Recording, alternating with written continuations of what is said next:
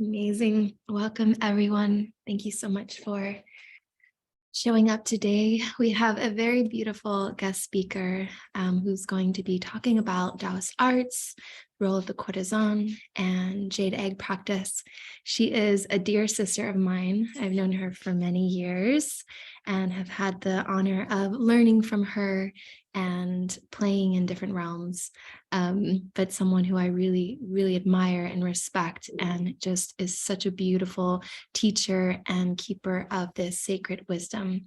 So thank you so much, Halo, for being here, for your practice, for your path and your devotion, and all the beauty that you hold in your life and with your students around the world. So welcome, welcome, welcome. Thank you so much, love. It's always an honor to be here and weaving with you in all the various ways we have over the years. So it's a joy. And this is one of my favorite things to share, because what I have now coined the Taoist feminine arts was kind of the beginning of my path. And just to give you a little bit more of an intro of who I am. Sorry, I'm gonna pin. I've got a blank screen. One moment. There we go. So I run a international and online school called Jade Temple Arts, and Jade Temple Arts was birthed from my journey as a student, mostly in my 20s, just gathering and a lot of travel. I've spent a lot of time in India, so a lot of my practices and teachings are based from Indian traditions. So the kind of three pillars that I hold in my body of work in my school are the Taoist feminine arts, which we're going to go into today, classical tantra, or what I like to call living tantra, where that kind of intersects with our daily lives. And then also temple dance is a big part of my path. So these three pieces I've found to be like these incredible central pillars in my life, and they each give something unique and different. Like for me, when I'm working in the Tantra realm, I'm working a lot in the realm of consciousness and the mind, contrary to what we see a lot of in kind of the New Age Tantra world. When I'm in temple dance, it's very devotional, embodied, working on this somatic connection between the mind and the body. And what I specifically love and adore about the Taoist system, which has it all, honestly, each one of these pillars, you could spend a lifetime and never reach the end of. But what I've really extracted from the Taoist system that I love so much is that it's such a clean and pure and profound system to work in the realms of sexuality. And I think that one of the places that we are working the deepest as a humanity is in the realm of sex and sexuality, and particularly having a healthy, natural relationship with this. And we're going to get into, as I go, what does that even mean, really, to have a healthy and natural relationship to sex and sexuality, and where does the Taoist feminine arts come in there?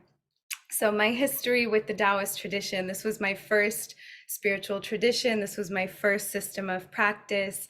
My father is Taoist and trained under Master Henry Wong, who's from Taiwan, but was living on Vancouver Island. He's recently back in Taiwan.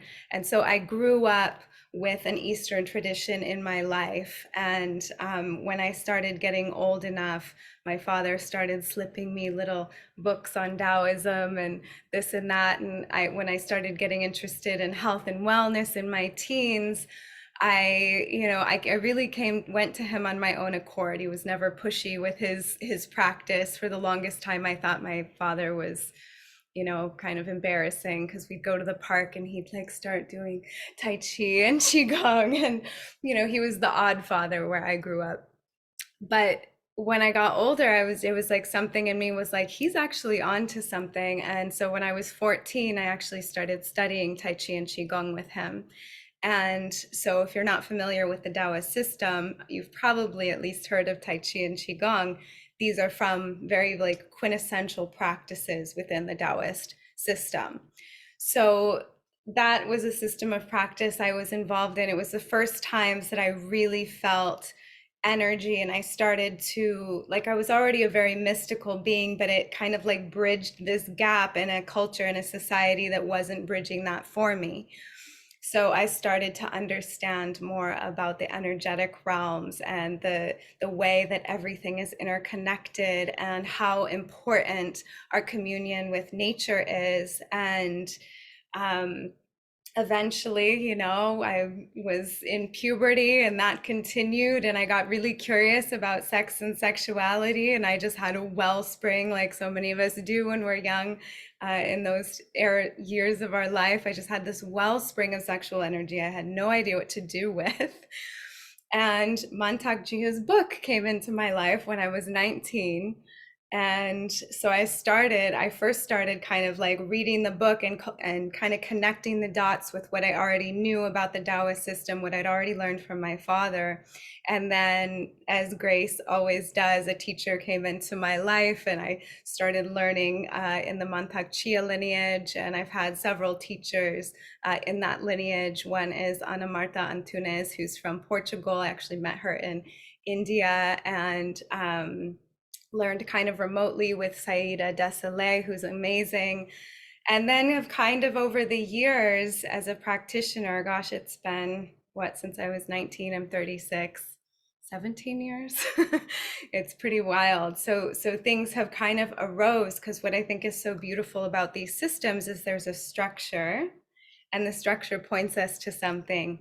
But once that something awakens within us, it kind of starts to guide us on its own. So what I'll be sharing today is really from all these different threads, but then through my own embodied gnosis throughout the years of working with these practices, and how they have, you know, manifested through my body and consciousness. So I'm going to take us back to the beginning, to kind of what is Taoism, because we can't take a part away from the whole. We can't take a piece of a practice without understanding kind of the larger context of the system from which it came.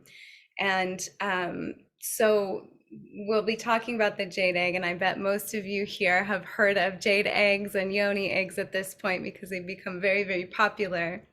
So this is the Taoist system, is where these teachings came from, where these practices came from. And the literal translation of Tao is the way. That's it, the way. So we can, that leaves the mind. It doesn't give us an answer, but it gives us a question, right? And there's something so beautiful about that question, like, what is the way? What does that even mean? And yet some part of us knows, right? It's the way. It's the way that we just flow with the river rather than trying to swim upstream. It's the way that when the dark time of the year comes, like that is happening now for those of us in the Northern Hemisphere, we start to retreat, we start to become soft and calm. It's the way that on a full moon night, we have revelations, and we have this energy, and we have that sense of fertility. The way is how we are deeply interconnected to the whole, and particularly to nature, to the cosmos. And if you go into the Taoist system, if you start to learn Tai Chi and Qigong, you'll find a very quintessential piece is this way that we are harmonizing the energies of earth and heaven, or the telluric energies and the cosmic or celestial energies, and our body. This is something really profound in the evolution of humanity. Like, most animals are walking on four legs, but something created this possibility for us to become upright, for the central channel and the spine to be upright. And so we become that alchemical bridge between earth and heaven, between form and formless. We have this capacity to not only be part of this whole interconnected web, but also to observe it, right? Where the animal kingdom, they're just in it, like this is their life. They move with that. But we have this extra something that allows us to witness and observe and kind of contemplate our place within it all. And we have a choice to move in harmony with it or out of harmony with it. And I think we can see from the world at large that humanity has largely chosen the latter. And this is why it's so important when we come to these systems that we start to make that other choice, that we start to choose to reconnect and to find ourselves as a part of this great intelligence that is the Tao. We can call it many things, but in this tradition, that's what we'll call it.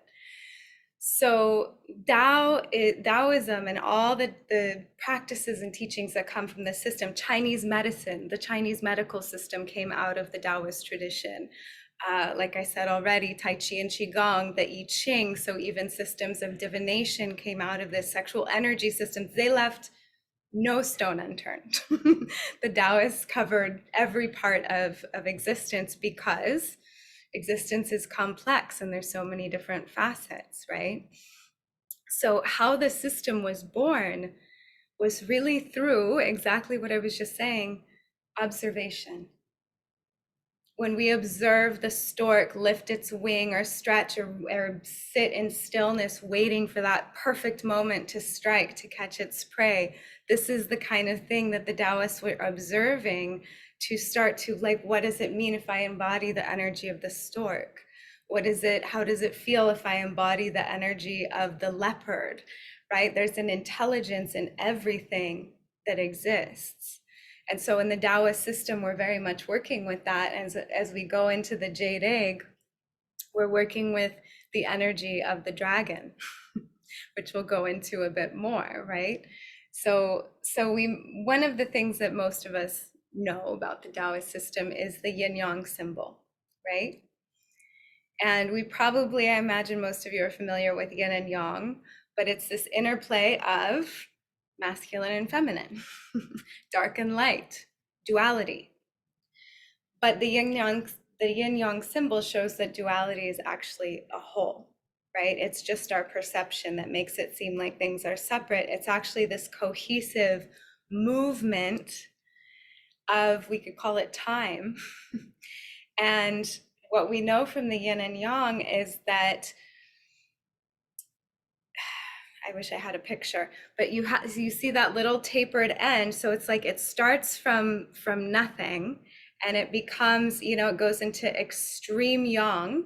And when it reaches the zenith, it like pops through into yin, right? And then the yin grows to its zenith and then it pops through to the yang. So everything moves this way. Everything in creation moves this way.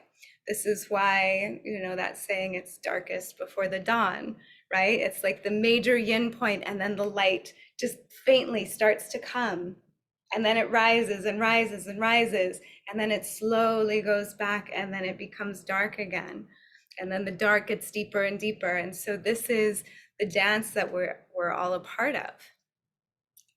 The other thing I love about the yin yang symbol is that what else is part of that symbol? So we have the like kind of tapered edges, but then there's the dots, right? And so those dots are showing us that nothing is ever absolute yin and nothing is ever absolute yang. This world is far too nuanced and complex for that. There's always, like within the yin, there's the potential, the seed of yang. And within the yang, there's the potentiality, the seed for yin. So we are that, right?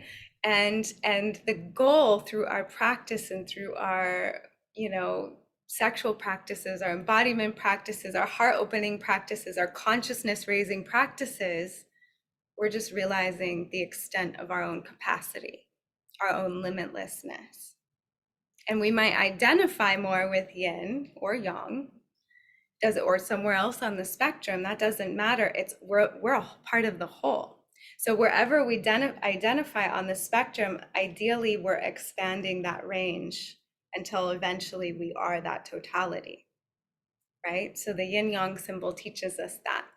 And the yin yang symbol, we might see it in like a 2D format, but it's in motion. So if you take that and spin it, That's the actual yin yang symbol, right? It's not just this static thing. And what happens if you like imagine in your mind's eye the yin yang and now spin it? What happens?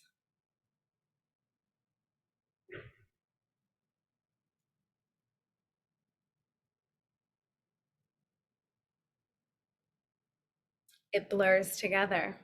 You can no longer discern black from white, dark from light, yin from yang. It just merges. So where that symbol's taking us is from duality to unity. It's so beautiful. And it shows us that everything moves in cycles. After death follows life. After life, we know follows death, but there's a little bit of a question around the next part of the equation, right? Okay, so that's enough about Taoism. That's how these practices came to be. And I think that is just so beautiful because it shows the richness of these practices. So if we go into the sexual practices, what I think is so profound about this system is it asks us constantly, always, to be seeking the middle path, to be seeking balance. And in this day and age, and this is a result of thousands of years at this point, there's so much like contortion and distortion and confusion around sexual energy. And Taoism can kind of start to gently nudge us back to the middle path. And the middle path is so unbelievably simple. Sex just is, it's an integral part of creation. Nothing would exist without it, right? It's this spark, it's this something that erupts within us. It moves us through life. It pulls us in this desire to merge. And then new life is born of that energy. I mean, not all the time, but that's the impetus of that energy. It's this energy that moves life forward through evolution after evolution after evolution. So it's an energy that's ever changing. It's not static. It changes, especially if we kind of hone in on the experience of women and being in a female body. We go through so many phases in a lifetime. We go through so many phases in a month, right? And yet we have a culture and a society that tries to make everything static, that tries to fit everything into this perfect little box that is according to its own made up standards, right? So there's an invitation now, and there's an invitation in what we're exploring today to really reclaim and more than anything, strip off all this excess around what we think our sexuality should look like, how we feel about it, what it means about us, any of this excess, right? Maybe we have a really profound allyship with our sexual energy. Maybe we have a very adversarial relationship with our sexual energy. Perhaps, and more than likely, it's a little bit of both. It's kind of a mixed bag because that's what's happened over thousands of years. So what happens when we start to just peel back all of the excess and all of the layers and all of the shame and the guilt and the just costumes that we wear around that energy, and we just meet it as it is, and we just allow it to be how it is, and we don't feel like we need to improve upon it or be better at it or this or that. What if we give ourselves the freedom to just meet that energy as it is, as a part of us, as a part of life, as a part of everything that exists, without any preconceived notions about it?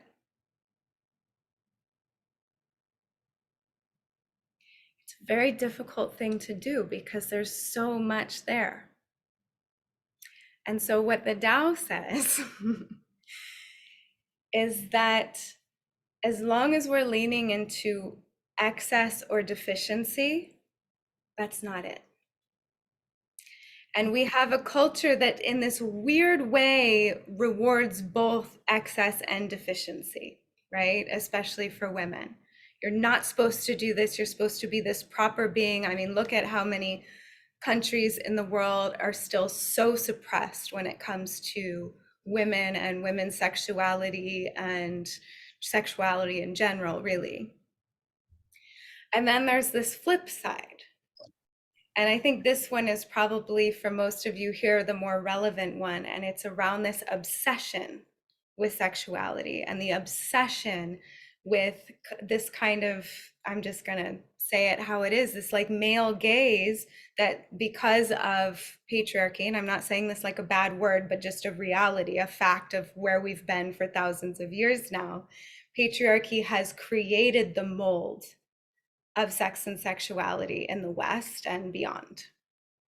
And it either suppresses or it obsesses. Mm-hmm.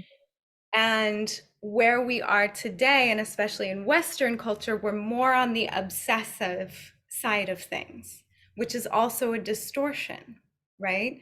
So what we want to do is start to find the places that we are suppressed or obsessed, and or, because we might have both, right? And these are both a distortion, right? If we think we need to act a certain way or portray ourselves a certain way, we have to ask ourselves, where is that coming from? And is it coming from me actually being in communion with this energy inside myself? How do I steward this profound energy when I am in the seat of it, when I am truly touching it? And what I've found, and I'm going to see if you can find this yourselves today, we only have a short time, but we'll see what happens, is that the energy itself is just so pristine. It's pristine. There's no dirt in it. There's no distortion in it. It in and of itself is absolute purity and joy and innocence and curiosity and all of these beautiful things. And it has its own intelligence, right? And what my great passion is in teaching these arts is to return and give the permission to let this be a rejuvenating force and to let it be for you. And so this is an interesting piece when we come into the jading practices specifically, because these were courtesan practices. So I'm going to go into what the name of this workshop a little more, which is Jade Demystified. So as I said, we've all sexuality, male, female, and every other expression of gender, sexual preference, everything has all been shaped through a patriarchal lens for thousands of years across every inch of our planet. So the big reckoning now, or the reclamation that's happening now, we have to be really careful that we're not unconsciously actually perpetuating that, even in a guise of it being something else. And when you really start to get into unwinding the layers, it's thousands of years, it's collective, it's personal, it's ancestral, it's thick.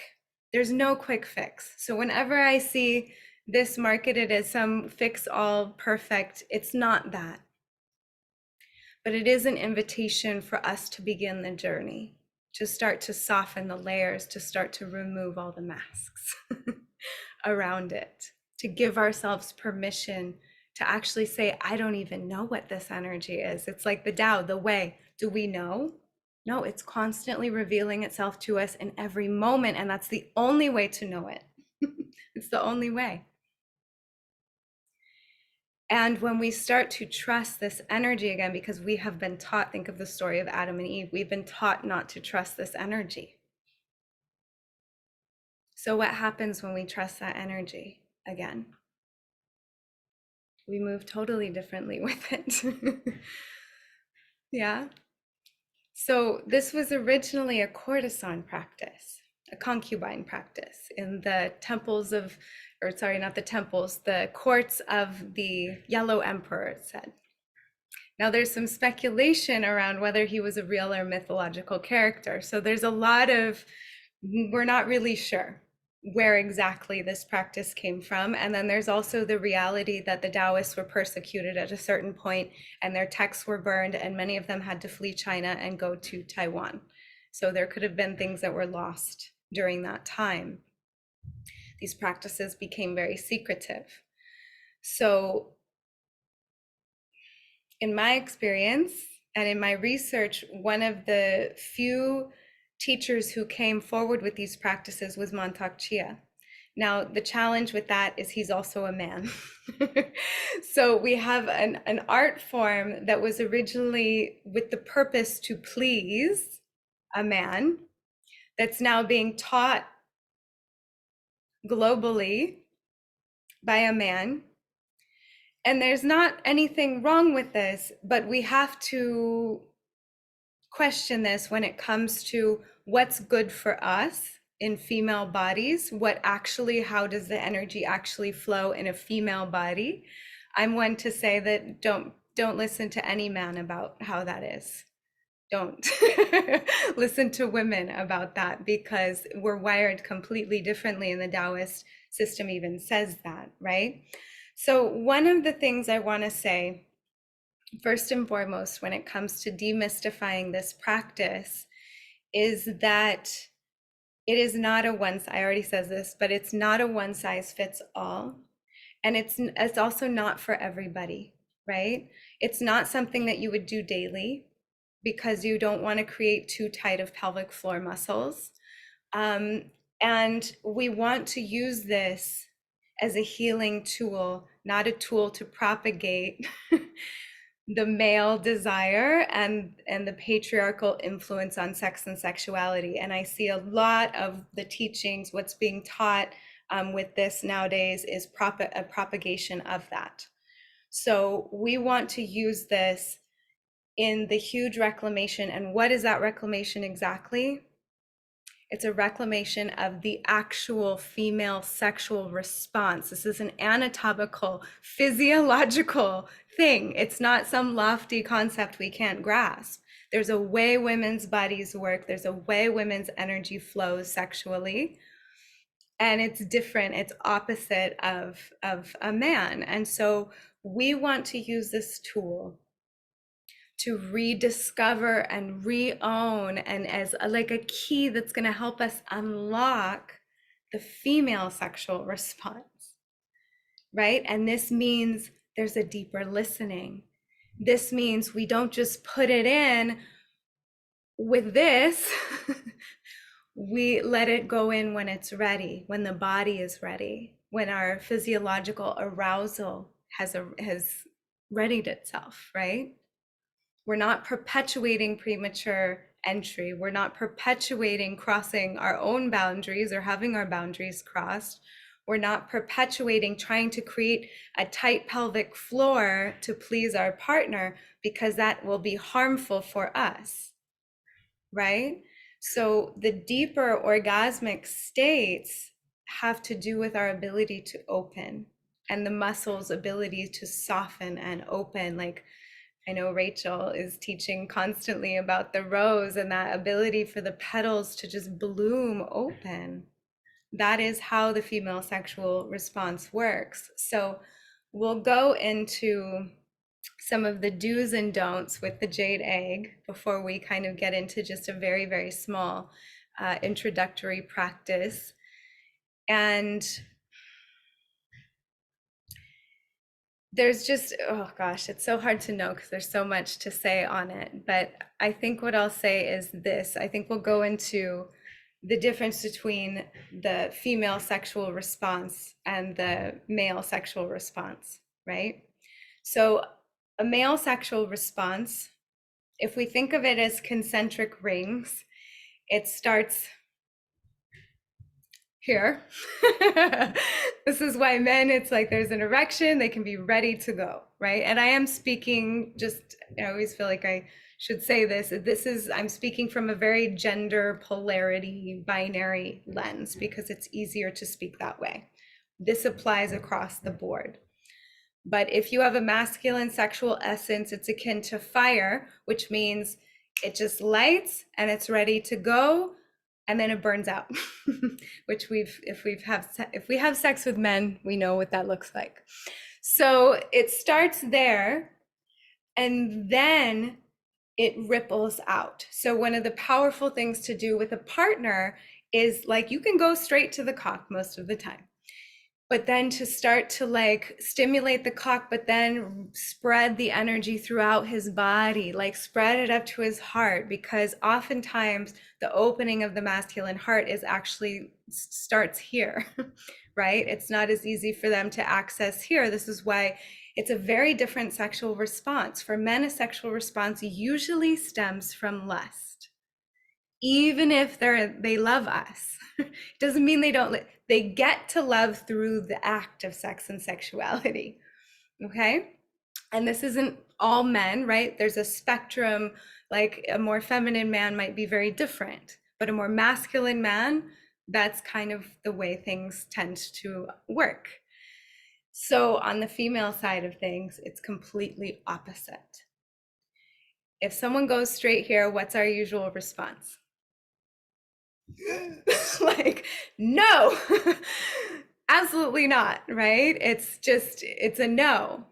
And in fact, and I think this is a challenge for the men in our life. If we're as females in heterosexual relationships, our sexual arousal starts hours before a sexual act. What did he say to me this morning? Is the space set on any capacity, or am I like in a bachelor pad right now? Right? It's like all these different things start to allow us to shed these layers and soften and start to open.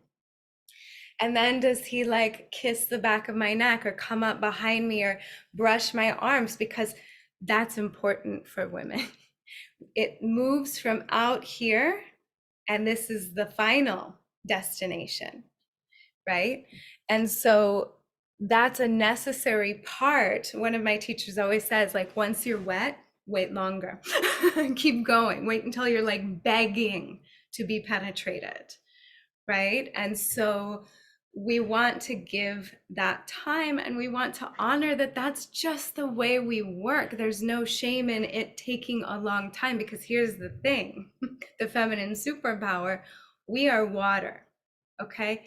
So in the beginning of a connection, we might just be at like a half boil, just being in the presence of this person. But the state of the water, what do we know about water? It can freeze. It can rise into the air as steam. It has this full spectrum. Fire's pretty much just fire, right? Water has this vast spectrum, and depending on what happened to us that day, depending on all these things, we might be ice. We might need to like thaw before we can start to work into a boil. We might be already at a boil. So it's always going to be different. And we have to meet ourselves where we are in the moment, because we are the stewardesses of our energy, and we are the ones who have to protect it, listen to it, honor it, and let our sexual partners know where we're at on our spectrum of water. And this is even a languaging you could use with your partner, like, sorry, babe, I'm ice right now. You're gonna have to work extra hard. Here's what helps me, get there. Maybe a hot bath, draw me a bath, little things like this. But we want to understand that that's what we are working with as women. And then the other thing is, when we enter a sexual encounter, absolutely we can enter it from lust. I'm not saying that men are mostly lusty and women usually enter from love. We both have both, just like that yin yang. However, the primary sexual response for women actually is the heart. It's in the heart. So if this is not aroused, it's very difficult for this to open. And there's a huge wisdom and intelligence in that physiological, it's literally something we feel in our bodies, physiological response, right? We're looking for this level of bonding. We're looking for somebody who's going to stick around if we get pregnant and have 9 months of gestation and then are vulnerable with a brand new infant for a couple years after that, right? If we had a short gestation period and we gave birth, like, I don't know, I'm thinking of like a deer, a baby deer is born and it gets up and it can run the same day, it's very different. We need someone who's going to stick around and provide and protect. So that's why we have to have this bonding sensation experience with a man. I don't know what God was thinking. God was having a lot of fun with this one, but men are trying to spread the seed, which is why they're predominant, and it's not a right or wrong. It's just facts, okay?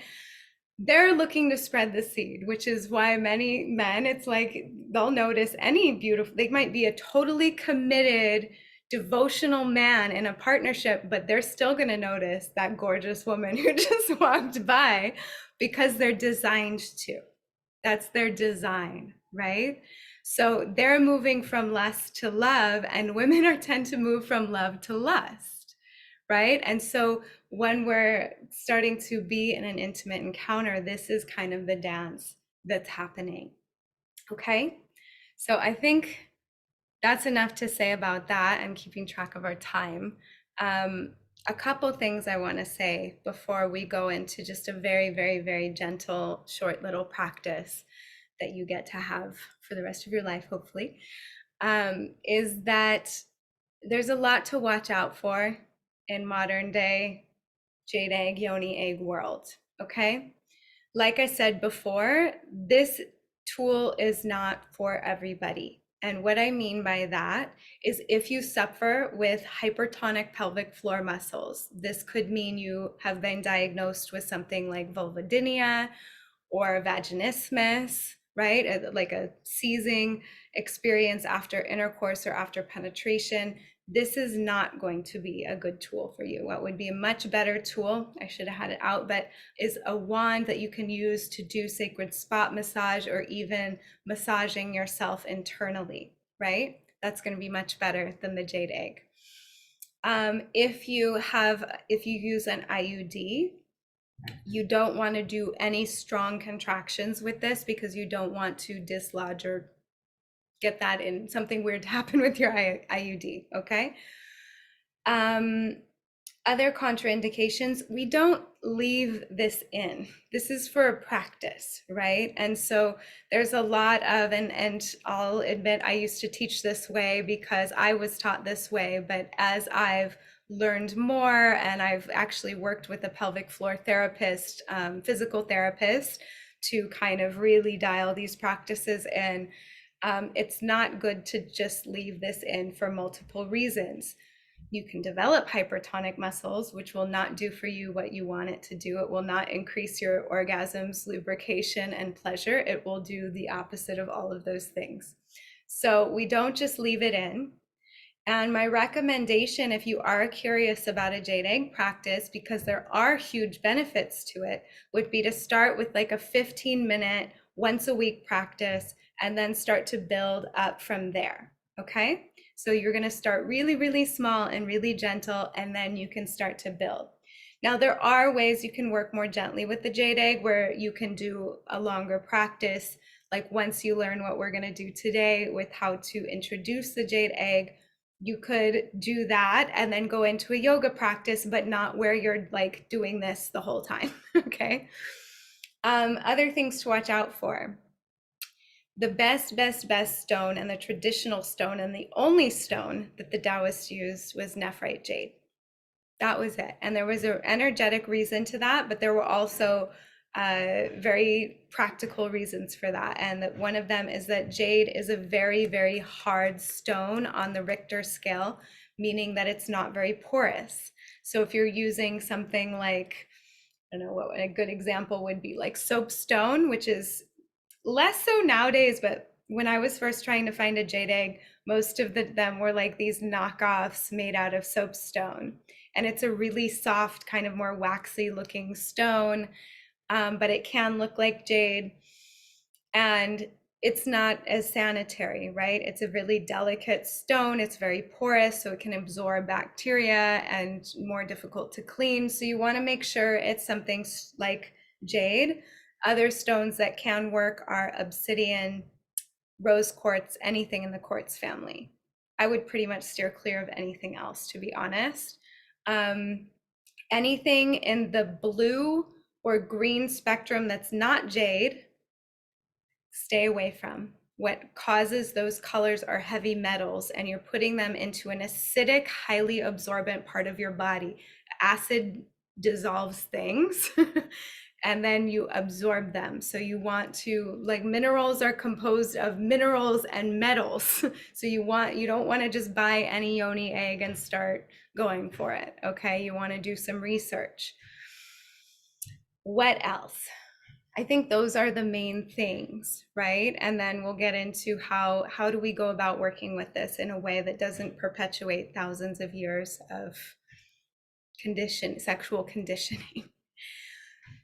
The first thing I'll say is let this practice be first and foremost for you. Not about pleasing your partner, not about trying to get somewhere and be somebody sexually, not to have more of an identity. The more powerful thing to do around sex and spirit, and any system that works with both sex and spirit, is we're releasing identities. We're releasing knowing anything at all. And we're coming to presence and direct experience.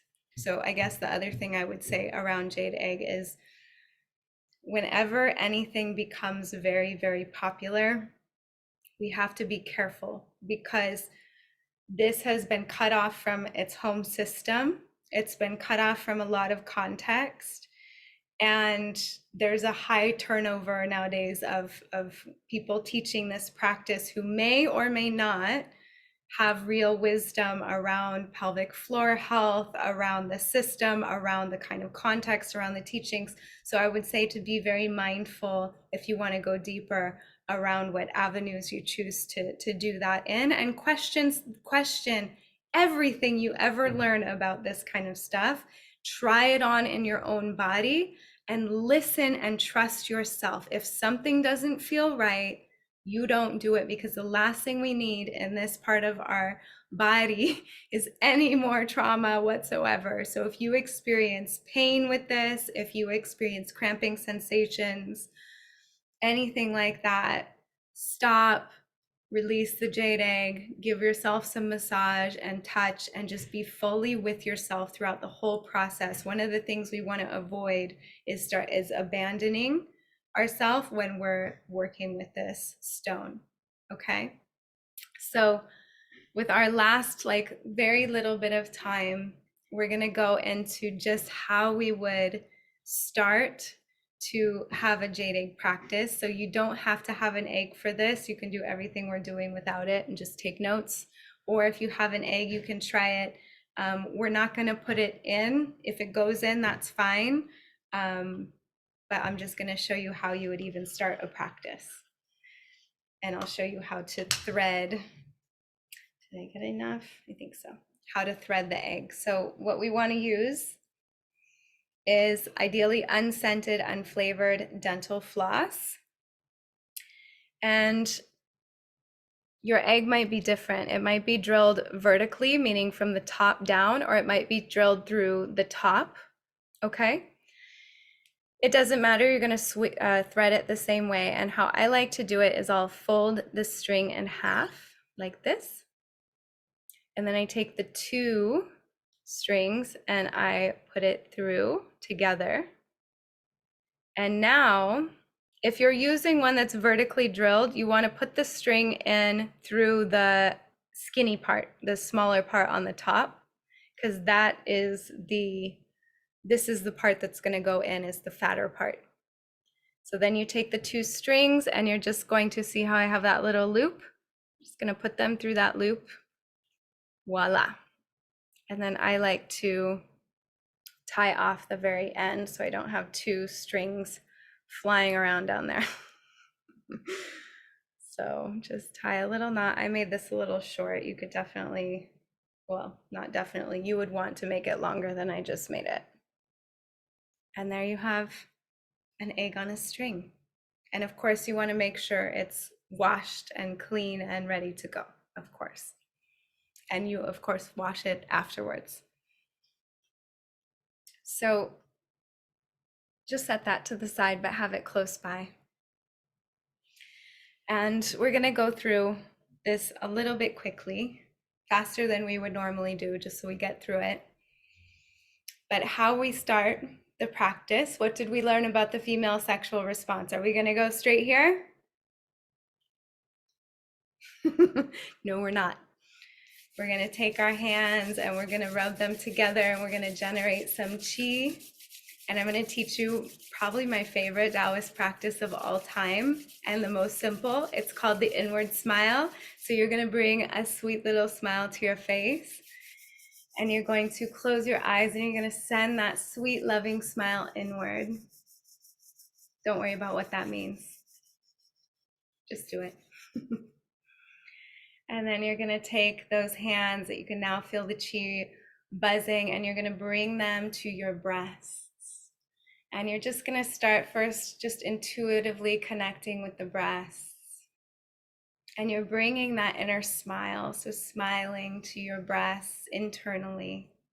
It's really like you're sending this bright light of your own smile there. Starting to warm your heart. Starting to say hello to your erogenous zones. Starting to take deeper and slower breaths all the way into the low belly.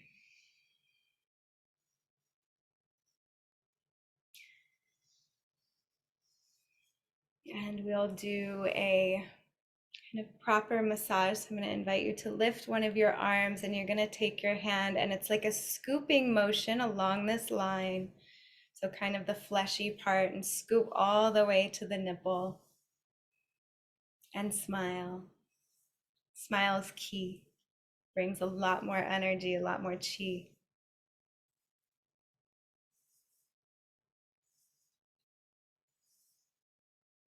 And the other side.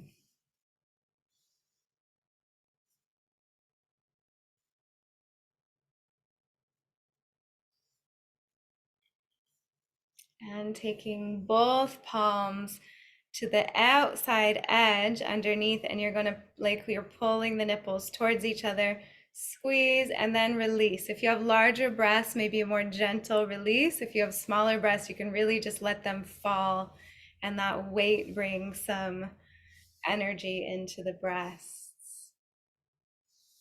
Continuing to smile and find a way that feels good for your body. You might already be feeling the energy of the heart starting to grow with warmth, maybe some tingling.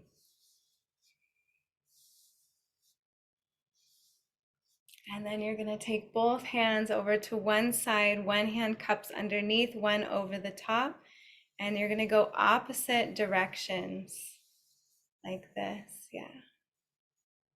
Continuing to smile at the breast. This is really good for your endocrine system, breast massage, the whole hormonal system. And then we spiral over to the other side, same thing.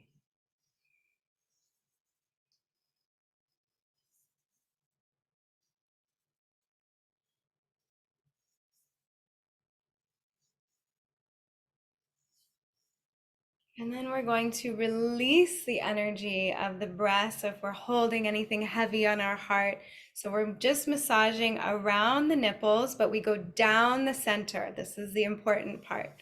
So just massaging around and find what pressure feels good for you. And imagining just you're pulling anything heavy off your heart. Maybe you can think of something specific, or maybe there's just been an energy, or maybe there's nothing, and that's fine too.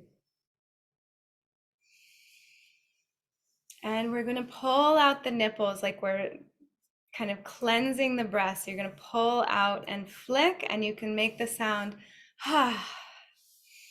Inhale, ha. Ha.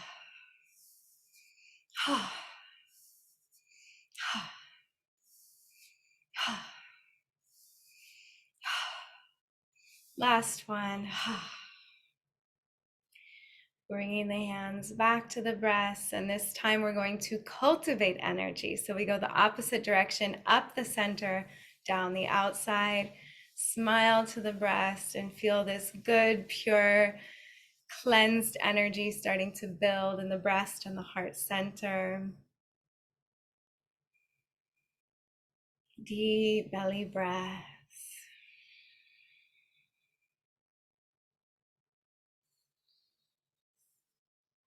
And then you're going to let this spiral become smaller until the center of the palm is directly over the nipple. So this point connects right into the heart center. In traditional Chinese medicine, there's a heart point in the center of the hand. So now you're connecting heart point to the breast. You might feel a lot of heat now, a lot of warmth, and you're just doing little small circles in the same direction directly over the nipples. And I'm going to invite you to bring in a little visualization here. So you're going to imagine all of the glands of the endocrine system lighting up like a constellation of stars. So this includes the pineal and pituitary gland in the head, the thyroid gland in the throat, the thymus gland behind the heart or the sternum, the pancreas in the center of the upper belly, the adrenals sitting on top of each kidney, and the ovaries down in the pelvis. And this works whether or not you have any of the physical glands or organs. You imagine them if for any reason you're missing an ovary or anything like that. So smile, and they just get brighter and brighter as you massage.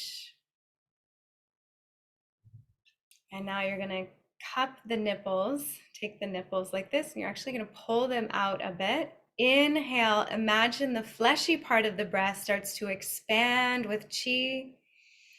Exhale, that chi goes into the nipples and they light up like stars, and all the endocrine glands light up at the same time. Inhale, fleshy part of the breast expands, keep smiling. Exhale, the nipples and all the glands of the endocrine system light up like stars. Feel the chi building and also some of the Jing sexual energy. Inhale, fleshy part of the breast expands with chi. Exhale, sending that chi into the nipples. They light up like stars, and so do all the other glands of the endocrine system. Continue for a couple more breaths.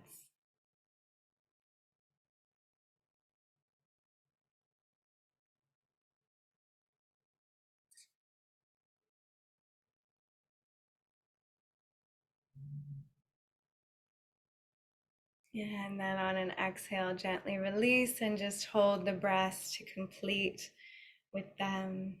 And feel this kind of build up of heart energy, of compassionate energy, flooding the heart area and the breasts and the palms of the hands.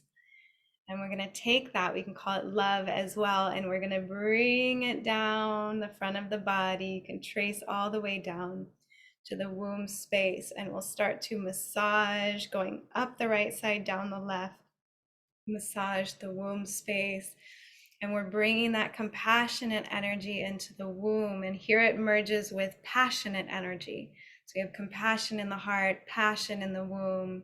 We can also think of that love up in the heart and the lust of the loins. So we start to merge and meet them. And then we massage the ovaries. So the ovaries are to the sides. And if you're menstruating, you're going to massage down the center line. So up the outside, down the center line. If you're not menstruating, you're going to go up the center line. So down the outside, up. And you can massage fairly briskly here. We want to build some ovarian energy, some Jing energy.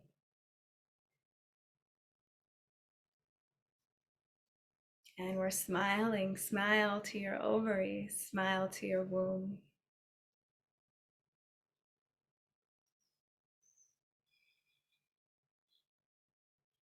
And release that. And I'm going to do this from a seated position,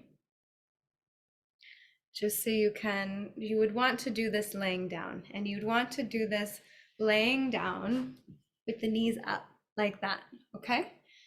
So for the sake of time, we're just going to be sitting up. So you can take your jade egg at this point and start to warm it up in the hand. And I like to put it in my right hand, and just if I have a specific intention, to send that from the heart into the yoni egg.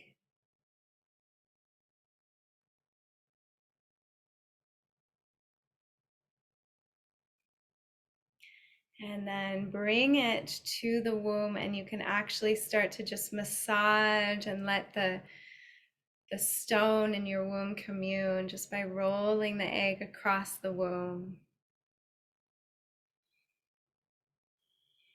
and smiling. Keep that inner smile.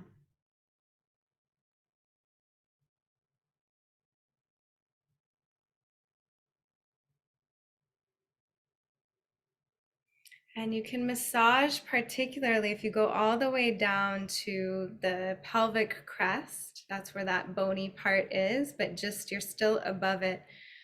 Really massage with some pressure into there. Underneath that spot is the Skene's gland, and the Skene's gland is one of the glands responsible for our lubrication.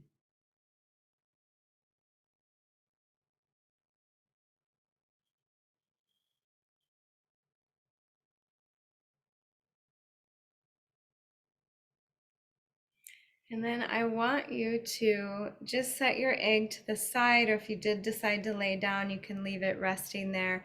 And you're going to bring the hands even lower. I want you to just start to massage along the mound of Venus, or the Mons area, so that kind of fleshy part that protects the pelvic bone.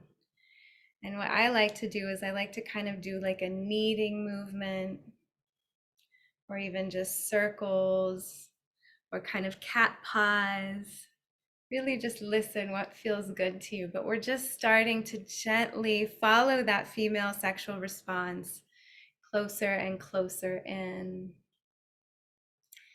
And you can go to the thighs and kind of pinch the thighs, and where they connect into the groin. And also massage the outer lip. Same thing, just little kneading or pinching all the way to the perineum. Maybe do some circles on the perineum and pinch your way back up.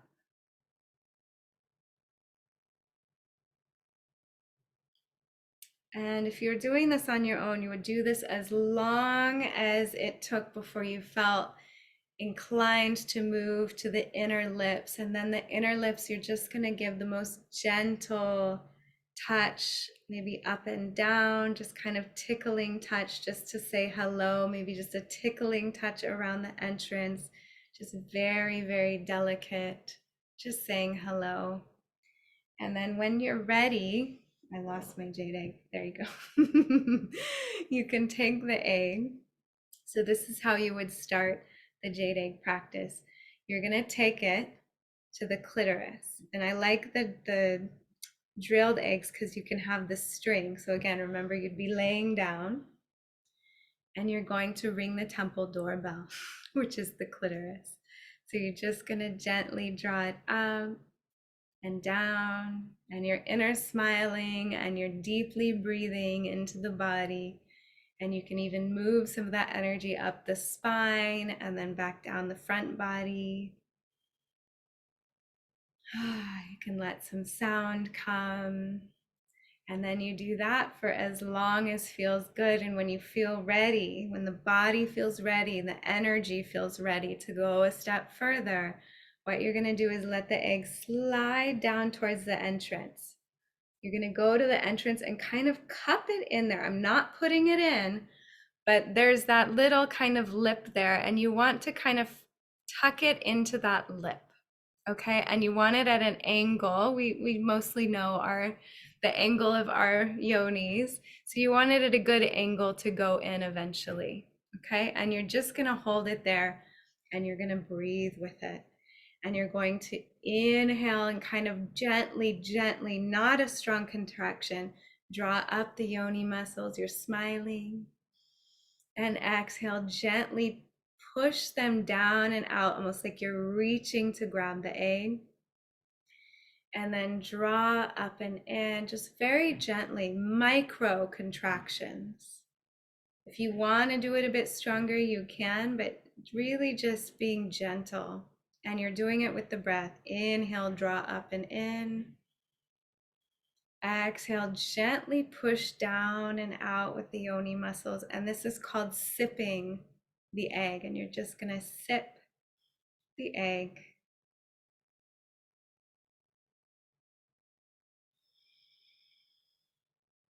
And you're going to take all the time that you need.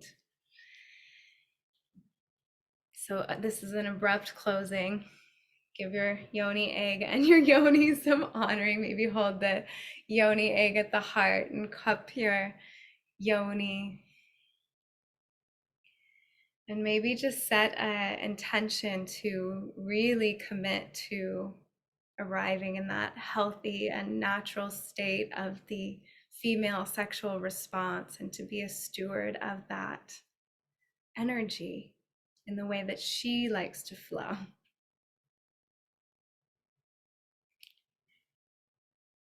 Your intention could be around healing, anything like that. Just feel yourself being held in this yin energy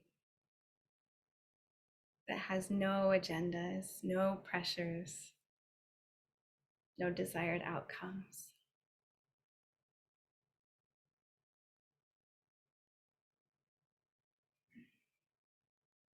And when you're ready, gently releasing. I know we've gone a little over time, so I'm just going to speed through the last bit, if that's okay, Rachel. So how you would bring the yoni egg in is that exact practice, and you would do it until it went in. So if you did that 15 minutes every week, you would start off with that, and if it didn't go in, you wouldn't put it in. And then you'd go back to that same practice. If it doesn't go in, you don't put it in. And eventually, one day, it will start to come into the yoni. And then you can start to draw it up and in and down, and there's a whole bunch more practices. So that is the way to start to work with this tool that is healthy, that honors our bodies, that honors our female sexual energy response, that honors the journey rather than an end goal with the practice. And again, 15 minutes a week to start. And if you want to do more, you can. And if you would like to learn more, I have a full online course that covers not only the jade egg practices, there's a full module on the jade egg practices, but also covers the ovarian breathing and microcosmic orbit and Taoist yoni care secrets, working with obsidian and rose quartz as allies, and so much more. The 6 healing sounds, the inner smile meditation. It's really profound, and it's a whole body of practice. It's not just one thing.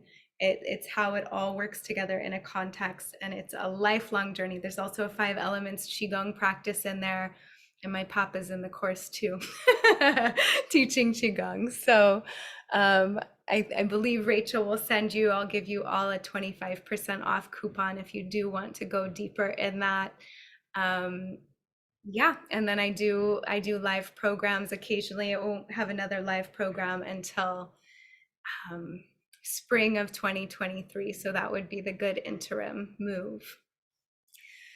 So thank you all so much. It's a joy and delight to practice with you all today. And thank you so much, Rachel. Thank you, Halo. That was incredible. I feel like we just got so nourished with ways of reflecting on our own sexuality. And I love what you shared, the purity of it and the essence and the innocence and the power and that invitation to really cultivate that within oneself. And yes, to be shared, but first and foremost, to rewrite this, very, very old, very deep, and very dense yeah, relationship that we've had so far. So thank you for that practice. I'll share more about Halo on our portal, so you can go deeper if you want to with these practices. And like you were saying, it is so beautiful to learn this from a woman. I'm actually currently in a training, Halo, I shared this with you, learning Karsai, which is internal sexual organ massage for women, and learning from one of Mantak Chia's teachers, who's a woman. She's like in her 50s or 60s, I don't even know. And she's so vibrant and, is so embodied and is this ancient being and is just such an incredible person to learn from. So, I think learning from a woman, like learning from someone who really, like Halo, like knows this deep in her body, has been studying this for so many years, is a really beautiful way to be reminded of what is inside of you.